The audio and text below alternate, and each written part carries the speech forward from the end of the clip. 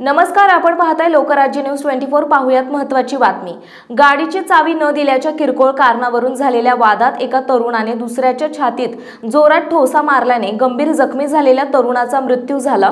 ही धक्कादायक घटना बुधवार 6 तारखेला सायंकाळी लोहियानगर परिसरात घडली। या प्रकरणी रात्री उशिरापर्यंत गुन्हा दाखल करण्याचे काम सुरू होते।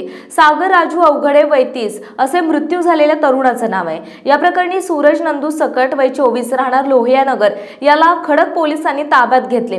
पोलिसांनी दिलेल्या माहितीनुसार सागर आणि सूरज हे नातेवाईक असून मोलमजुरी करत होते। गाडीची चावी न दिल्याने त्यांच्यात वाद झाला। वादाच्या रागातून सूरजने सागरच्या छातीत ठोसा मारला। यात सागर बेशुद्ध झाला आणि काही वेळातच त्याचा मृत्यू झाला।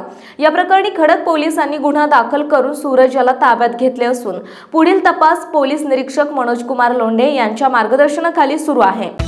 महाराष्ट्रातील महत्त्वाच्या आणि ताज्या बातम्या पाहण्यासाठी आजच आमच्या लोकराज्य न्यूज 24 न्यूज चॅनलला YouTube वर सबस्क्राइब करा आणि बेल आयकॉन प्रेस करा।